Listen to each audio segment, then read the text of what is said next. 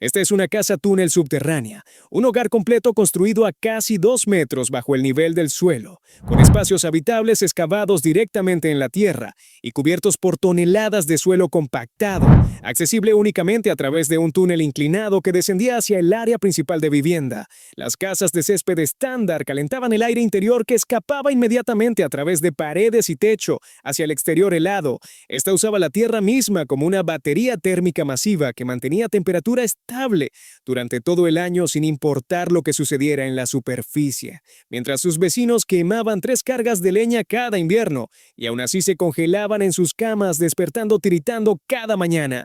Su familia usaba menos de una carga y dormía cómodamente sin mantas adicionales. El mismo invierno de Saskatchewan, el mismo frío de 40 grados bajo cero, pero resultados completamente opuestos. El viento golpeaba diferente en la pradera abierta de 1911. Cada colono en el territorio había construido exactamente como el manual recomendaba, con fervor casi religioso. Casa de césped poco profunda, estufa de leña, construcción rápida, métodos estándar y supuestamente probados durante generaciones. Para febrero, la mayoría había quemado suficiente leña para calentar 3 hogares, y aún así despertaban tiritando cada mañana como si no hubieran encendido fuego en días. A lo largo de las llanuras del norte, las familias libraban la misma batalla perdida en casas construidas según las instrucciones oficiales y fallando temporada tras temporada sin que nadie cuestionara por qué. Este colono inmigrante había crecido escuchando historias de casas pozo de las montañas Cárpatos y refugios de tierra indígenas que mantenían a las familias calientes durante inviernos más duros que cualquier cosa que Saskatchewan pudiera ofrecer.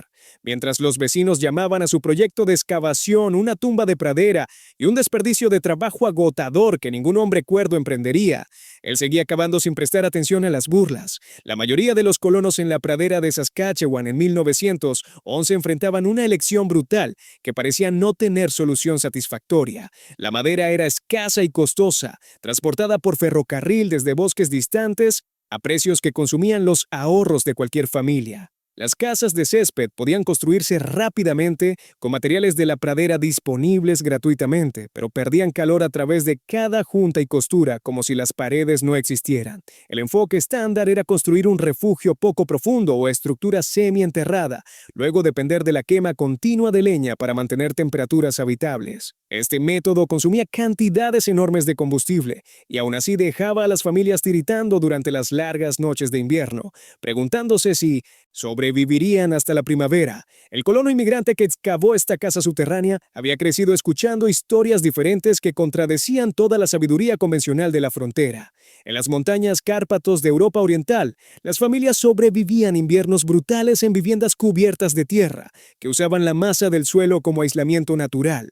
Estas estructuras requerían más trabajo inicial, que agotaba los músculos durante semanas, pero consumían mucho menos combustible una vez completadas, porque trabajaban con la naturaleza en lugar de luchar contra ella. Los pueblos indígenas a lo largo de las llanuras del norte habían usado principios similares durante generaciones incontables, construyendo casas pozo que permanecían cálidas durante inviernos de pradera, que mataban ganado y congelaban pozos hasta el fondo sólido. Cuando los vecinos lo vieron excavando por debajo de la línea de congelación en el verano de 1910, le advirtieron que estaba cavando su propia tumba y la de su familia. La sabiduría aceptada sostenía que la construcción subterránea en la pradera significaba inundaciones durante el deshielo, derrumbes que sepultarían a familias enteras y asfixia lenta en espacios mal ventilados. Cada colono establecido sabía con absoluta certeza que las estructuras poco profundas y de construcción rápida eran la única solución práctica a la escasez de viviendas y los costos de combustible que amenazaban la supervivencia de todos. Pero esto es lo que hacía su enfoque diferente tanto de los refugios estándar como de la construcción tradicional europea que sus críticos ni siquiera conocían. La mayoría de los refugios de praderas solo descendían 60 o 90 centímetros, dejando a los ocupantes vulnerables a la penetración de la helada y la infiltración del viento que atravesaba las paredes como si fueran papel. Las viviendas de tierra europeas tradicionales se construían en laderas o pendientes que proporcionaban drenaje natural y soporte estructural que la geografía ofrecía gratuitamente. La pradera de Saskatchewan no ofrecía ni colinas ni drenaje natural, solo pastizales planos que se congelaban sólidos en invierno y se convertían en barro durante el deshielo primaveral. el peor escenario posible para cualquier tipo de construcción enterrada. Su solución combinó técnicas de múltiples tradiciones mientras se adaptaba a las condiciones específicas de la pradera que nadie antes había intentado resolver de esta manera. Seleccionó una ligera elevación en el paisaje, apenas perceptible a simple vista, pero crucial para el drenaje del agua. La excavación descendió casi 2 metros para colocar el piso por debajo de la línea de helada, que podía penetrar más de 1 metro de profundidad durante los inviernos más severos. Alrededor del perímetro, instaló un sistema de drenaje de grava que canalizaría el deshielo primaveral y el agua de lluvia lejos de la estructura en lugar de dejarla acumularse contra las paredes donde causaría daños catastróficos. El primer desafío fue leer el paisaje de una manera que ningún manual de colonos enseñaba. La mayoría de los colonos elegían sus sitios de construcción basándose en la proximidad a fuentes de agua o senderos existentes porque eso era lo que los libros recomendaban, pero la construcción subterránea exigía prioridades completamente diferentes que requerían conocimiento que no existía en ningún texto. El colono pasó 3 semanas a finales de la primavera de 1910, caminando por su parcela, probando la composición del suelo con una simple varilla de hierro y observando cómo el deshielo y el agua de lluvia se movían a través de la pradera aparentemente plana. Lo que parecía nivelado a simple vista revelaba variaciones sutiles cuando se examinaba para drenaje con la paciencia de quien entiende que su vida depende de acertar. Una elevación de apenas medio metro sobre 30 metros determinaría si su excavación se llenaba de agua o permanecía seca durante el deshielo primaveral. Encontró su lugar en una suave ondulación que descendía en 3 direcciones, asegurando que el agua superficial fluiría lejos de sus cimientos en lugar de acumularse contra las paredes y destruir meses de trabajo. La excavación misma reveló problemas que ningún constructor europeo de viviendas de tierra había enfrentado jamás en su tierra natal. El suelo de la pradera consistía en 3 capas distintas, que respondían de manera diferente a la excavación y al clima cambiante. Los primeros 45 centímetros eran tierra negra rica sostenida por raíces de hierba de pradera, fácil de cortar pero propensa a la erosión una vez perturbada. Debajo había casi 1 metro de subsuelo de arcilla densa, que repelía el agua, pero se volvía dura como roca cuando estaba seca y se convertía en barro pegajoso e intransitable cuando estaba húmeda. En el fondo, arena gruesa glacial y grava proporcionaban excelente drenaje, pero ofrecían poco soporte estructural para los cimientos de las paredes. Su solución fue trabajar con cada capa según sus propiedades específicas, en lugar de luchar contra ellas como hacían todos los demás colonos que trataban el suelo como un enemigo a conquistar. Separó y almacenó la valiosa capa superior de tierra para usarla posteriormente como cobertura final que proporcionaría aislamiento adicional y permitiría que la hierba creciera sobre el techo, ocultando la estructura. El subsuelo de arcilla se convirtió en su material de excavación principal, pero tuvo que cronometrar su trabajo cuidadosamente, excavando solo cuando el contenido de humedad permitía que la arcilla mantuviera su forma sin convertirse en polvo que se desmoronaba o pegamento que se adhería a las herramientas. El sistema de cimientos abordó el problema fundamental de soportar paredes de madera contra miles de kilos de presión lateral de tierra que amenazaba con aplastar cualquier estructura convencional. La construcción estándar sobre el suelo dependía de postes colocados en agujeros, pero las paredes subterráneas necesitaban soporte continuo a lo largo de toda su longitud para resistir la presión constante del suelo circundante. Construyó un sistema de vigas horizontales entrelazadas que distribuían la carga uniformemente, previniendo los puntos de falla que habían colapsado refugios menos cuidadosamente diseñados en toda la región.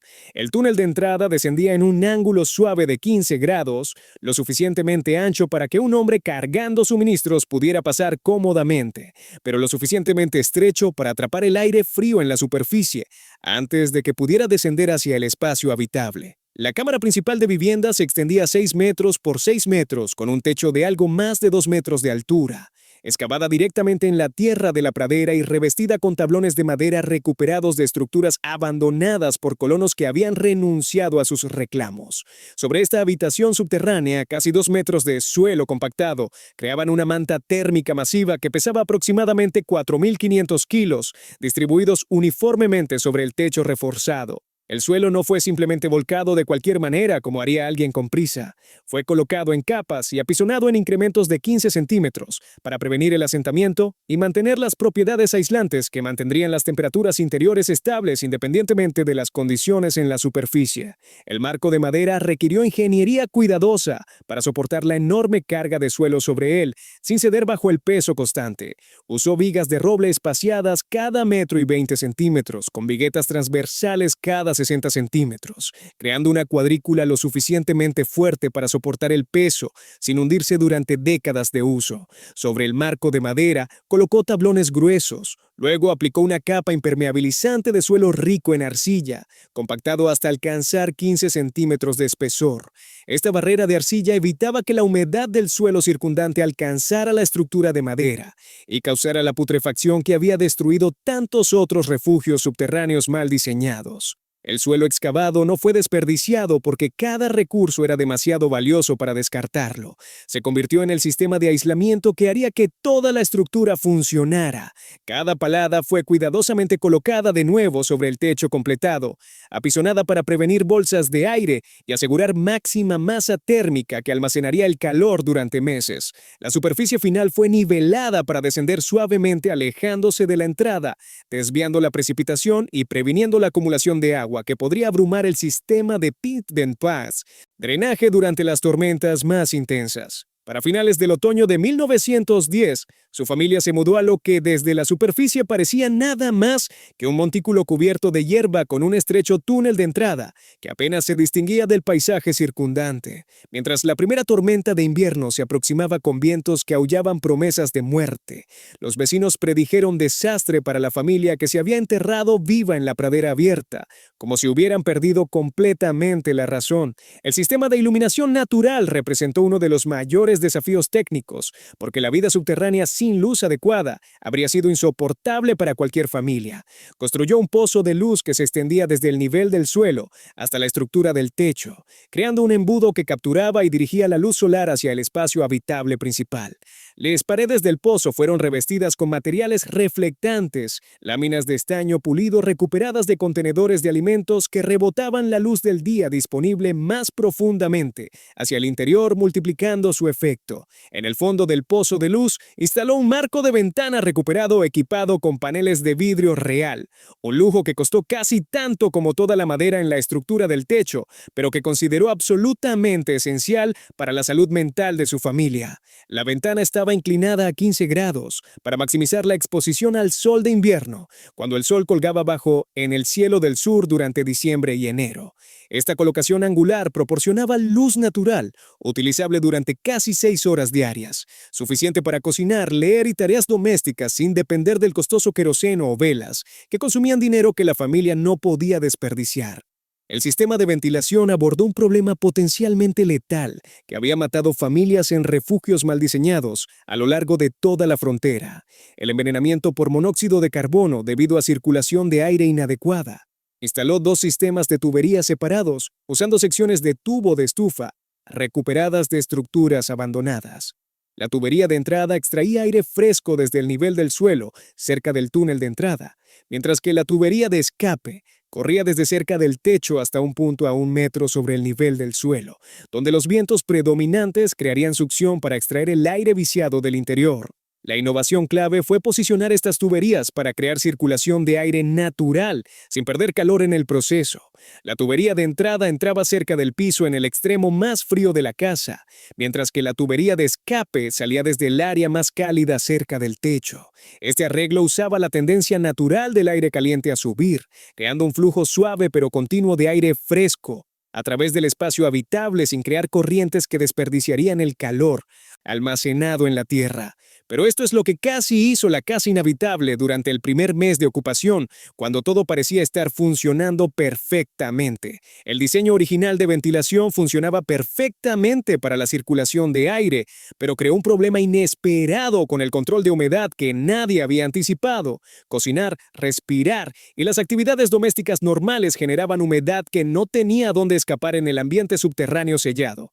En 3 semanas, la condensación goteaba del techo como lluvia interior, y el moho comenzaba a formarse en la ropa y suministros de comida, almacenados amenazando con arruinar todo lo que la familia poseía. La solución requirió modificar el sistema de escape para incluir eliminación de humedad, antes de que destruyera todo el proyecto. Extendió la tubería de escape hacia abajo dentro del espacio habitable, creando una cámara de recolección donde el aire húmedo se condensaría antes de ser ventilado al exterior. Esta trampa de condensación eliminaba el exceso de humedad, mientras mantenía la circulación de aire necesaria para condiciones respirables. El agua recolectada incluso podía usarse para propósitos domésticos durante periodos secos, convirtiendo un problema en un recurso adicional. La distribución interior maximizó el espacio limitado, mientras soportaba calefacción e iluminación eficientes de maneras que ningún manual de colonos había contemplado. El área de estar principal ocupaba el extremo sur cerca del pozo de luz, proporcionando la zona más brillante y cálida para las actividades diarias, donde la familia pasaba la mayor parte de su tiempo despierta. Las áreas para dormir fueron posicionadas a lo largo de la pared norte, donde las temperaturas de la tierra permanecían más estables durante todo el día y la noche. El almacenamiento para comida y suministros llenaba las esquinas donde las variaciones de temperatura eran mínimas, creando áreas de almacenamiento frío natural que mantenían los perecederos frescos más tiempo de lo que la mayoría de las casas de superficie podían lograr incluso con los métodos más cuidadosos. La altura del techo de algo más de 2 metros proporcionaba espacio adecuado para la cabeza, mientras minimizaba el volumen de aire que necesitaba ser calentado y circulado. Techos más bajos se habrían sentido claustrofóbicos para una familia que pasaría meses sin poder salir durante las peores tormentas, mientras que techos más altos habrían creado espacios de aire muerto que desperdiciarían calor y complicarían la ventilación. Después de 2 meses de ajustes y refinamientos constantes, la casa subterránea proporcionaba condiciones de vida superiores a la mayoría de las viviendas de superficie de la pradera. Luz consistente durante las horas del día, aire fresco sin corrientes heladas, temperaturas estables que no requerían atención constante y condiciones de almacenamiento secas que protegían comida y suministros durante todo el duro invierno de Saskatchewan. El invierno de 1911 puso a prueba cada estructura a lo largo de Saskatchewan con una severidad sin precedentes que separó las viviendas funcionales de los simples refugios inadecuados. Las temperaturas se desplomaron a 44 grados bajo cero durante 6 noches consecutivas en febrero, acompañadas de vientos que empujaban la sensación térmica por debajo de los 55 bajo cero. Las acumulaciones de nieve alcanzaron más de 1 metro en terreno nivelado con ventisqueros apilándose a más de 2,5 metros contra edificios expuestos que apenas permanecían visibles sobre la blancura mortal. La casa de césped de Thomas Brennan, considerada una de las estructuras mejor construidas del distrito por todos los que la habían examinado, sufrió colapso del techo la 4ª noche de frío extremo. La combinación de carga pesada de nieve y ciclos repetidos de congelación y deshielo había debilitado sus soportes de madera más allá de su capacidad de resistencia. Su familia evacuó hacia los vecinos cargando los suministros que pudieron salvar de los escombros mientras todo lo demás quedaba sepultado bajo la estructura derrumbada. La familia McIntyre, viviendo en un refugio poco profundo, similar a docenas de otros a lo largo del territorio, enfrentó una crisis diferente pero igualmente mortal. Su tubo de estufa se congeló completamente cerrado durante la segunda noche de la ola de frío, devolviendo humo y monóxido de carbono letal hacia su espacio habitable. Se vieron obligados a extinguir su fuego y acurrucarse bajo cada manta que poseían, observando cómo sus barriles de agua se congelaban sólidos a pesar de estar dentro de la casa mientras se preguntaban si sobrevivirían hasta el amanecer. Mientras tanto, la casa túnel subterránea mantuvo temperaturas interiores entre 14 y 17 grados centígrados durante todo el periodo de frío extremo sin ninguna calefacción adicional whatsoever. La masa térmica masiva del suelo había absorbido suficiente calor durante los meses precedentes para mantener a la familia durante el clima extremo sin ninguna incomodidad. Continuaron sus actividades diarias normales, cocinando, leyendo, trabajando en proyectos interiores mientras sus vecinos luchaban desesperadamente por sobrevivir, quemando muebles y preguntándose si les quedaba suficiente leña para otro día. Pero esto es lo que sorprendió incluso al propio constructor que había diseñado todo el sistema. El séptimo día, cuando las temperaturas finalmente se moderaron a 20 grados bajo cero, que parecían casi cálidos en comparación, descubrió que el túnel de entrada se había convertido en un fenómeno de microclima inesperado. Mientras las temperaturas de la superficie permanecían brutales y mortales para cualquiera expuesto más de unos minutos, el túnel de entrada mantenía temperaturas 15 grados más cálidas que el aire exterior. Este efecto de gradiente térmico significaba que cualquiera que se acercara a la casa experimentaba condiciones gradualmente más cálidas, en lugar del choque de moverse desde el frío mortal directamente hacia la comodidad interior. Los datos de consumo de combustible de esa semana extrema revelaron la verdadera eficiencia del diseño protegido por tierra, de maneras que los números hacían imposible de negar. Mientras los vecinos sobrevivientes quemaban sus suministros restantes de leña invernal a 4 veces la tasa normal en desesperación pura, la casa subterránea no usó absolutamente ningún combustible para calefacción durante toda la crisis. El pequeño fuego de leña que mantenían para cocinar representaba su única combustión, consumiendo menos madera en toda la semana de lo que una casa típica de pradera quemaba en un solo día de clima invernal normal. La noticia de la comodidad de la familia durante la crisis se extendió rápidamente a través de la dispersa comunidad de colonos que no podían creer lo que escuchaban, hasta que lo verificaron con sus propios ojos. 3 familias cuyas casas habían fallado o se habían vuelto inhabitables solicitaron permiso para examinar las técnicas de construcción que habían parecido locura meses antes. En 2 meses, 4 vecinos diferentes habían comenzado a excavar sus propias viviendas protegidas por tierra, adaptando los principios de drenaje y estructurales a sus sitios específicos con la urgencia de quien ha visto la muerte de cerca y no quiere repetir la experiencia. La primera construcción imitadora, completada a finales del verano de 1912, incorporó mejoras basadas en lecciones aprendidas del diseño original. El constructor aumentó el tamaño del pozo de luz a 1,5 metros de ancho y añadió una segunda tubería de ventilación para mejorar la circulación de aire en el espacio más grande que su familia más numerosa requería. Su estructura sobrevivió exitosamente el siguiente invierno, consumiendo solo 1/8 de la leña de casas de superficie comparables mientras su familia dormía cómodamente cada noche. Para 1915, la construcción protegida por tierra se había extendido a colonias a lo largo de 3 municipios completos. La técnica demostró ser especialmente popular entre los inmigrantes europeos que reconocían similitudes con métodos de construcción tradicionales de sus tierras natales, que habían sido ridiculizados como primitivos cuando llegaron. Cada nueva construcción incorporaba adaptaciones locales mientras mantenía los principios centrales de posicionamiento bajo tierra, almacenamiento térmico masivo y control de humedad ingenierizado.